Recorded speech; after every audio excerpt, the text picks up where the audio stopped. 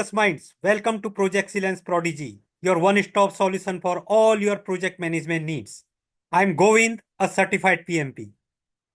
Today, we begin a crucial lesson in our core concept series, a term that influences every decision we make in project planning. That's called estimating. As the saying goes, if you can't measure it, you can't manage it. Estimating is not just about guessing cost or timeline. It's about applying logic, data, and experience to predict project needs accurately. Whether you are forecasting time, cost, resources, or effort, solid estimates are the foundation for successful planning and control.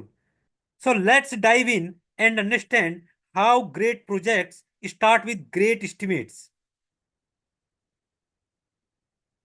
Estimating. It is a crucial part of project planning where we predict the required effort, time, cost, people, and materials required for the project. These estimates help in making decisions about budgeting, scheduling, and resource allocation. Estimates are normally the numerical predictions of project component like cost, time, resources, and effort.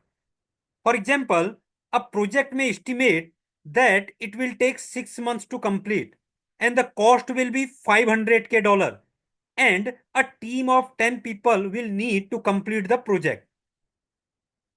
As the project progresses, new information becomes available like scope updates, risk, stakeholder feedback, which can impact the previous estimates.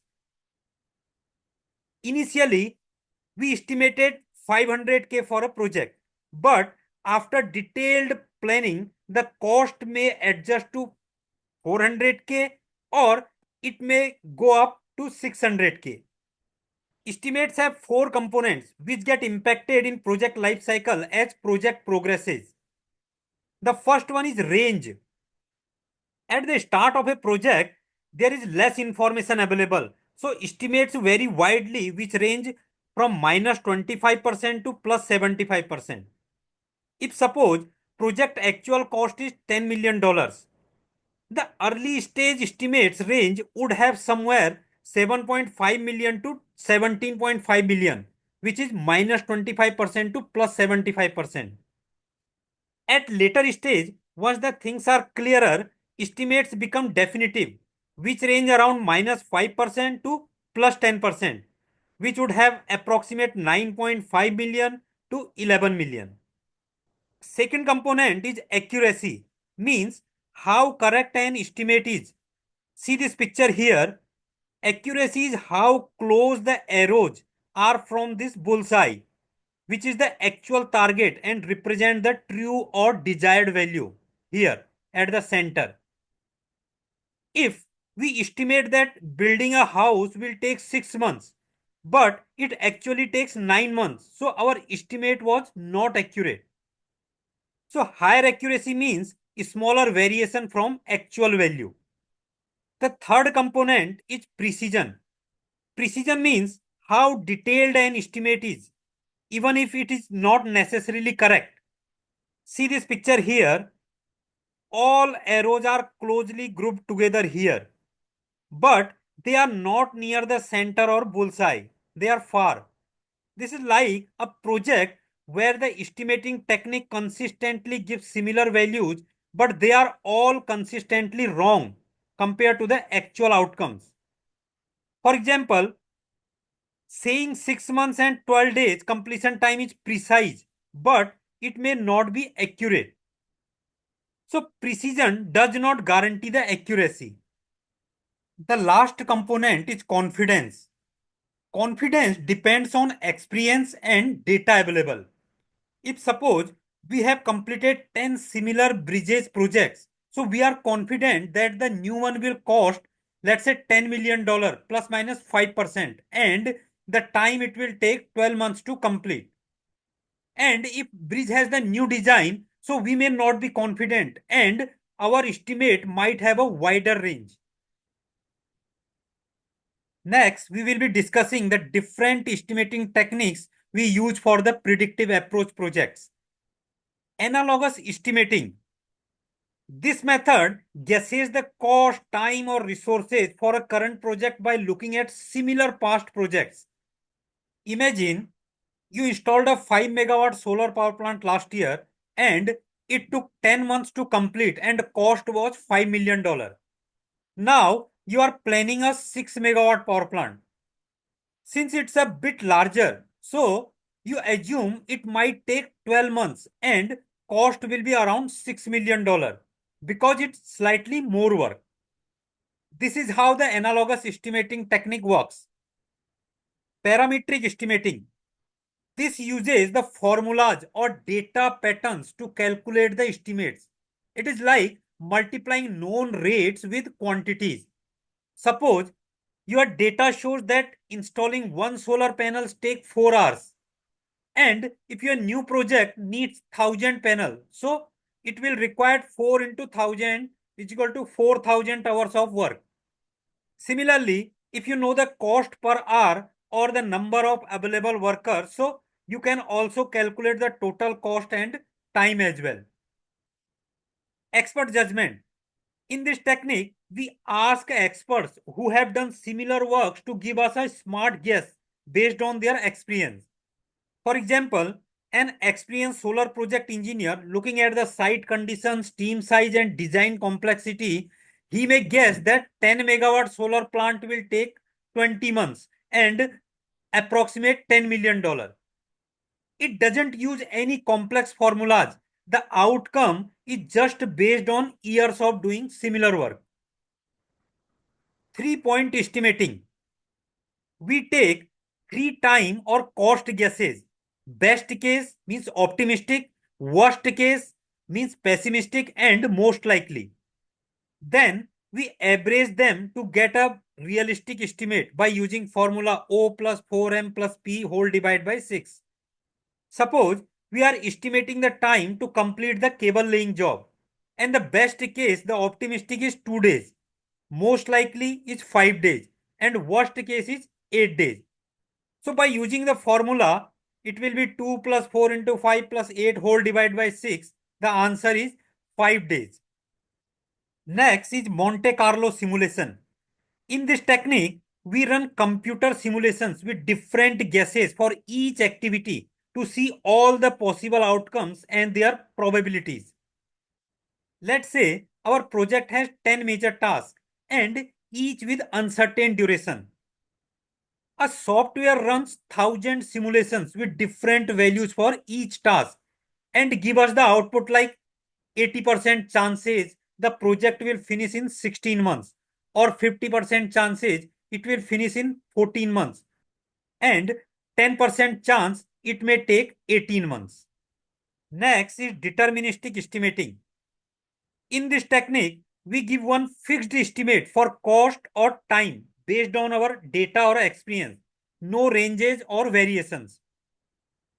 We look at past solar project and decide this 10 megawatt solar power plant will definitely take 20 months. There is no buffer or flexibility, just one clear value. This is straightforward but less realistic when things are uncertain. The last technique is flow based estimating. In this technique, we estimate based on how fast work flows, how long each task takes, means cycle time, and how much work is completed in a period, means what was the throughput. For example, in solar panel installation, the cycle times maybe it takes 15 minutes to install one panel. So the throughput will be 4 panels will be installed in 1 hour time. If let's say we have total 4000 panels, so we can calculate how many hours or days are required based on this flow. This technique is useful in agile or Kanban like systems where work is continuous. Next topic, we will discuss about estimating techniques in agile approach. The first one is story points. Story points are a way to measure how hard or time consuming a task is compared to other tasks. It doesn't give exact hours, just a sense of size or effort. For example, let's say in a software project, building a login page is assigned 3 points. Then creating a full payment module that's more complex might be 8 points. So it's more than twice as difficult as the login task. So teams assign points based on experience. There is no fixed rules. Next technique is planning poker. It is a fun team game where everyone guesses the size of a task using cards with numbers.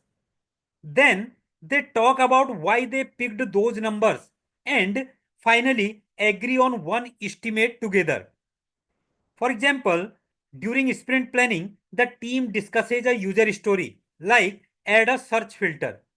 Each member picks a card like developer A picks 3, developer B picks 8, developer C picks 5. They then discuss why they picked those numbers. For example, what was the hidden complexity and dependencies, and they resolve the confusion and finally agree on a final number. Let's suppose it is 5 points. Next technique is t-shirt sizing. In this technique, tasks are grouped as XS, S, M, L, or XL, like the t-shirt sizes, based on how big or complex they are. It is a fast and simple way to compare the task. Let's say the task fixed typo in the footer is assigned as XS. Design a new landing page is assigned as a size of M. And build user profile with settings and permissions is assigned as a L. This gives a rough idea of task size without assigning numbers right away. Next technique is affinity estimating. In this technique, we quickly group the similar user stories based on their size or effort and then assign estimates to the groups. The team lays out all stories on a table or board and starts sorting. So what they do, the small tasks like add label to button or fix spelling error are grouped together and given 2 points. And the medium task maybe integrate payment API or add user login with OTP given as 5 points. And the large task redesign the dashboard is given as 8 points. So this is the fast way to handle many stories at once without overthinking each one separate. Ideal days. Here we estimate how many days a task would take if there were no meetings, no distractions, just pure focused work. The team looks at a story and says, if I had zero interruptions, this would take 2 full working days. So even if it in real life, it might take 3 to 4 days due to delays, the estimate stays as a 2 ideal days to keep the things consistent. The last technique here is velocity based estimating. This technique uses past data to predict how much the team can finish in future sprints. It's like tracking your average speed.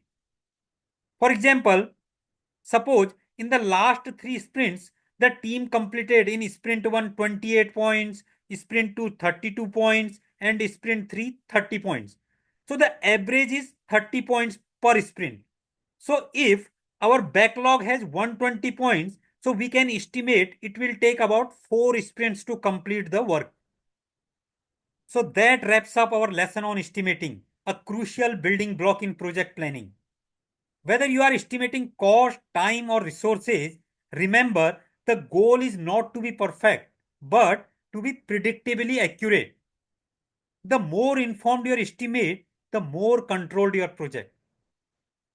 Stay curious, stay precise, and always aim for that sweet spot of accurate and realistic estimates. If you found this helpful, don't forget to like, share, and subscribe to Project Excellence Prodigy for more such project management insights. Until next time, namaste, goodbye, sampai jumpa.